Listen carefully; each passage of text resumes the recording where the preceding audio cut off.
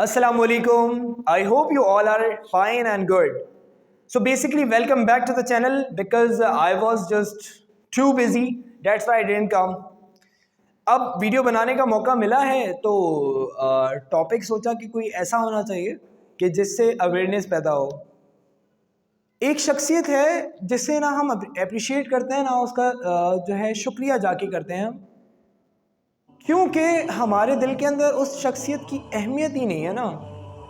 वो शख्सियत है हमारे वालिद।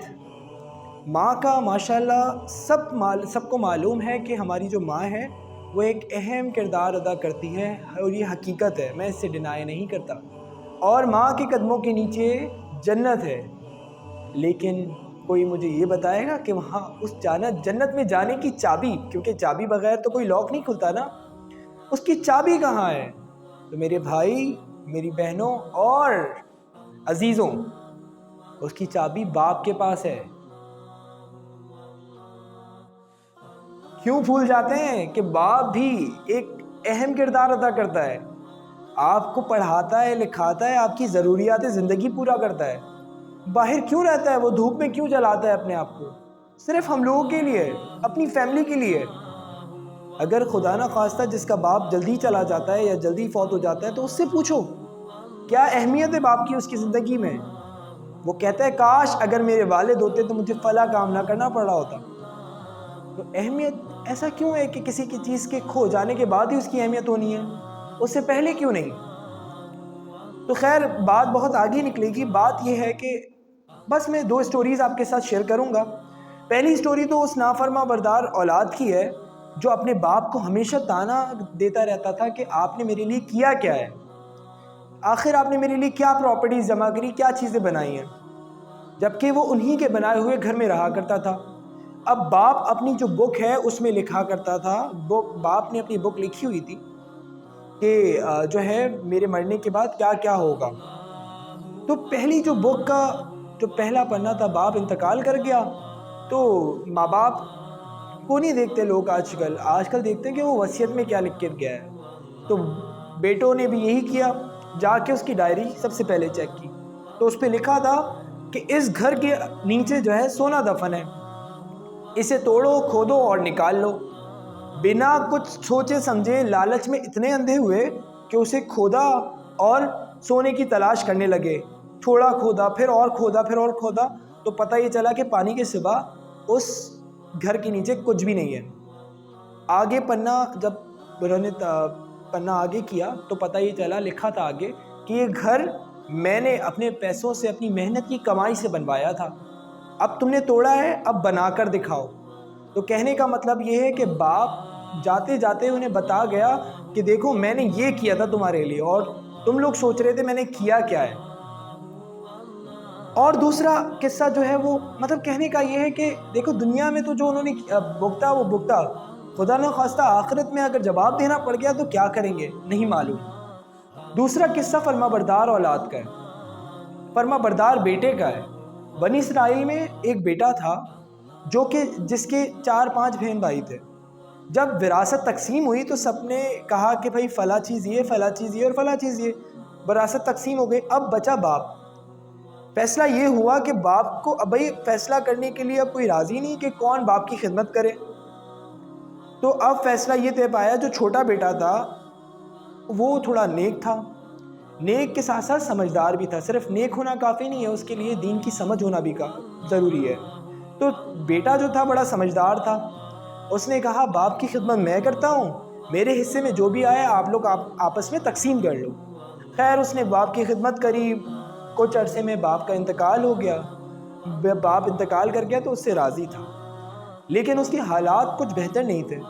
इतना कमा नहीं पाता था जितना जैसे आमदनी अठनी और खर्चा रुपया।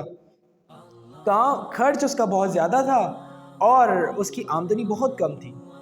कि एक दिन जब वो सो रहा होता है तो ख्वाब के अंदर उसे एक आदमी आके बताता है कि फ़ला फ़ला जगह पर 100 दिनार दफन है, उन्हें निकालो और खर्च कर लो। लेकिन उसने पूछा कि क्या वो बरकत वाले हैं? तो सामने से जवाब आया नहीं भाई, हरगिज़ नहीं, वो बरकत वाले नहीं हैं। फिर इसी तरह दोबारा ख्वाब आया जिसमें उसे बताया गया कि 50 दिनार हैं, फ़ला जगह दफन, उसे निकालो। تو وہ کہتا ہے برکت والے ہیں، دوبارہ جواب آتا ہے نہیں۔ تو اب تیسری بار جو اس کو خواب آتا ہے وہ آتا ہے کہ فلاں جگہ 2 دینار دفن ہے۔ وہ کہتا ہے بتاؤ برکت والے ہیں؟ وہ کہتے ہیں ہاں برکت والے ہیں۔ وہ قصہ اپنی بیوی کے ساتھ شیئر کرتا ہے اور جو ہے وہ جا کے اس جگہ چلا جاتا ہے جہاں بتایا جاتا ہے اسے۔ وہ دیکھتا ہے حقیقتاً وہاں پر 2 دینار ہوتے ہیں اور وہ بھی برکت والے ہیں۔ اب یہاں سے اس کو صلہ ملنا شروع ہوا ہے، جو اس نے باپ کی خدمت کی ہے وہ یہاں سے اس کو دنیا کے اندر ہی ملنا شروع ہوا ہے۔ اب ہوا کیا، وہ دینار لاتے لاتے، اب چونکہ گھر میں تو فاقہ کشی کا عالم پہلے ہی تھا، فاقہ کشی مطلب یعنی کہ بھوک کا عالم، تو اس نے سوچا جاتے جاتے میں کچھ گوشت بوٹی لے جاؤں، مطلب مچھلی لے جاؤں۔ تو ایک مچھلی والے کی دکان سے اس نے 2 مچھلیاں لیں۔ 2 دینار اس وقت کی کافی رقم ہوا کرتی تھی، تو 2 مچھلیاں اس نے مچھلی والے سے اٹھائیں اور گھر چلا گیا۔ جب گھر پہ ان مچھلیوں کو کاٹا گیا تو ہر مچھلی کے اندر ایک موتی تھا۔ وہ اتنا ایکسپینسو موتی تھا کہ کوئی عام بندہ اس کو خریدنا اور بیچنا، مطلب اس کی جو ہے وہ اتنی حیثیت نہیں تھی کسی کی وہاں کہ وہ خرید اور بیچ سکے۔ تو وہ موتی لے کر وہ سونار پہ گیا۔ اب ایماندار لوگوں کا زمانہ تھا، ہر شخص ایماندار تھا، تو وہ جب سونار کے پاس جاتا ہے تو سونار کہتا ہے بھائی میں یہ موتی نہیں خرید سکتا، اس کی قیمت بہت ہے اور میرے پاس اتنے پیسے نہیں کہ میں یہ آپ کو دے سکوں اس کے بدلے۔ تو اس نے کہا کہ وقت کا بادشاہ جو ہے وہ یہ خرید سکتا ہے۔ وقت کے بادشاہ کے پاس گئے تو بادشاہ نے اس کی جو قیمت لگائی وہ یہ لگائی کہ 70 غالباً 70 خچر جو ہے وہ سونے کے بھر کر دوں گا۔ سونے کے خچر کے اوپر، جانی کہ جو گھوڑے اور گدھے کی ایک نسل ہوتی ہے وہ خچر کہلاتی ہے نا، خچر کے اوپر سونا لاد کے دوں گا۔ کتنا؟ 70 خچروں پر اس کو سونا لاد کے دے گا، صرف ایک موتی کے بدلے۔ اب سونار نے بادشاہ سے کہا بادشاہ یہ کبھی بھی جو ہے یہ موتی اکیلا نہیں ہوتا، اس کا ہمیشہ جوڑی دار ہوتا ہے، تو آپ اس سے پوچھیں کہ کیا اس کے پاس وہ جوڑی دار ہے؟ تو اس نے کہا بالکل ہے۔ جب پوچھا گیا تو اس نے کہا بالکل ہے بھائی، لیکن اب جو دوسرا موتی ہے وہ میں اپنی قیمت پہ دوں گا۔ پہلا آپ نے اپنی پسند کی قیمت لگائی، اب دوسرا میں اپنی پسند کی قیمت لگاؤں گا۔ تو اس نے طے پایا کہ بھائی جو 70 تھا، 70 140 خچر اور دیے گئے اس کو سونے کے، کس لیے؟ اس دوسرے موتی کے بدلے۔ تو دیکھو آخرت میں تو انشاءاللہ یہ بندہ کامیاب ہی ہے، لیکن اللہ تعالیٰ نے اس کو دنیا میں بھی اس کا صلہ دیا ہے۔ تو کہنے کا مطلب یہ ہے، ان 2 اسٹوری سے یہ پتہ چلتا ہے ماں کی خدمت کرو، حقیقتاً یہ ضروری ہے۔ اگر جنت کمانی ہے تو ماں باپ راضی ہیں تو جنت ہے، ادروائز کوئی جنت نہیں ہے۔ دنیا میں بھی بھگتو گے اور پھر آخرت میں تو الگ ہے سزا۔ تو بھائی باپ کا بھی خیال رکھو۔ باپ وہ ہستی ہے جو آپ کے لیے جو ہے وہ دن رات محنت کرتا ہے، کام کرتا ہے، کس لیے؟ آپ کو آرام کی زندگی دے سکے۔